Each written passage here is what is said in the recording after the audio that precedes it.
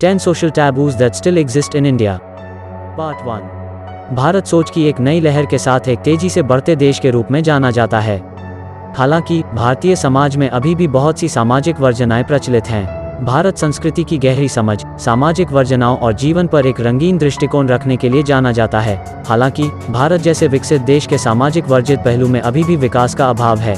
यह एक आगामी महानगरीय देश है जो पारंपरिक और कृषि विचारधाराओं के साथ सह अस्तित्व में है, जो कई संस्कृतियों और विश्वासों से प्रभावित है। ये वर्जनाएं भारत के पुरुषों और महिलाओं दोनों पर लागू होती हैं। इसका मुख्य कारण रूढ़िवादी सोच है जो युवा पीढ़ी के आधुनिक विचारों को चुनौती देती है। Number 1, women and their bodies.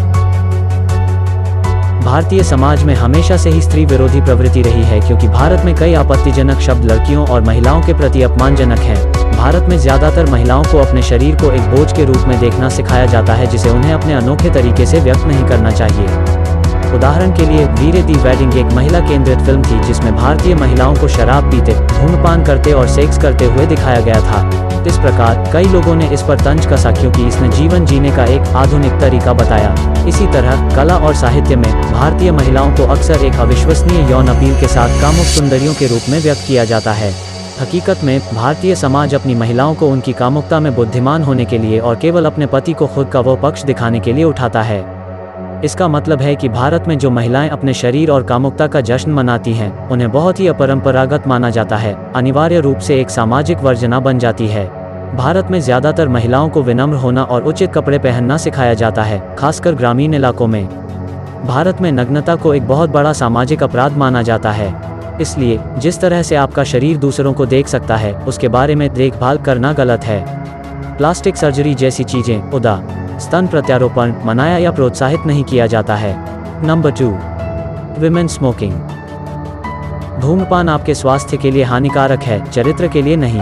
हालांकि भारत में धूम्रपान करने वाले व्यक्तियों को एक बहुत ही संदिग्ध चरित्र माना जाता है। इंडिया टुडे ने हाल ही में एक रिपोर्ट लिखी थी जिसमें कहा गया था, भारत के महानगरों में युवा कामकाजी महिलाओं में आकस्मिक धूम्रपान बढ़ रहा है। धूम्रपान आपके स्वास्थ्य के लिए हानिकारक है, चरित्र के लिए नहीं। हालांकि भारत में धूम्रपान करने वाले व्यक्तियों को एक बहुत ही संदिग्ध चरित्र माना जाता है। इंडिया टुडे ने हाल ही में एक रिपोर्ट लिखी थी जिसमें कहा गया था, भारत के महानगरों में युवा कामकाजी महिलाओं में आकस्मिक धूम्रपान बढ़ रहा है।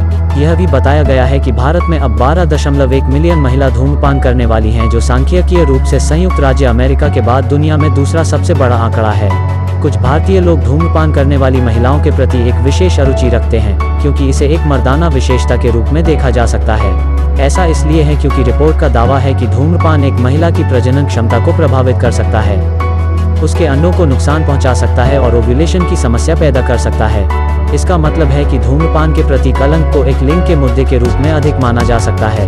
धूम्रपान करने वाली महिला को भारतीय शिक्षाओं और पहले एक मां होने के सिद्धांतों पर सीधे हमले के रूप में देखा जा सकता है।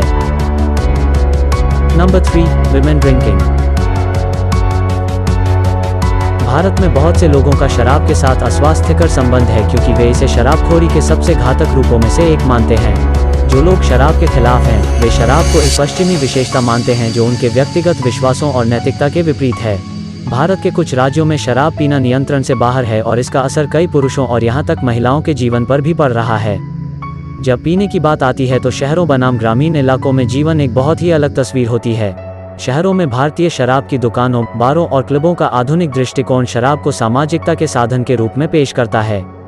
जहां भारतीय महिलाओं को पुरुषों की तरह बियर और स्प्रिट पीने में ज्यादा मजा आता है। गांवों में यह एक अलग परिदृश्य है, जहां अभी भी किसी भी प्रकार के विनियमन के बिना अवैध शराब का उत्पादन होता आमतौर पर देसी के रूप में जाना जाता है। यह हासुत है और बहुत ही ग्रामीण इलाकों में कानून की नज़र से दूर है। एक पेय जो मादक शक्ति में बहुत शक्तिशाली है और जीवन का दावा करने के लिए भी जाना जाता है। पंजाब जैसे भारतीय राज्य इस तरह की शराब के लिए जाने जाते हैं, और जो पंजाबी शराब नहीं पीते हैं उन्हें कभी कभी निराश माना जाता है। दिलचस्प बात यह है कि उत्तर भारत के कुछ गांवों में शराब पीने की उम्र का कोई बंधन नहीं है, जबकि केरल में अत्यधिक पीने की समस्या है। राज्य के लोग राष्ट्रीय औसत से 2 गुना शराब पीते हैं। इसके अलावा जैसे राज्य बिहार, गुजरात और नागालैंड ने शराब के सेवन पर प्रतिबंध लगा दिया है। शराब को मूल रूप से गुजरात में प्रतिबंधित कर दिया गया था, क्योंकि यह पेय तस्करी और अवैध बिक्री में वृद्धि से जुड़ा हुआ था। इस वर्जना ने कानूनों को भी ढाला है, क्योंकि गुजरात भारत का एकमात्र राज्य है जहां शराब बनाने और बांटने पर मौत की सजा हो सकती है। Number 4, women periods.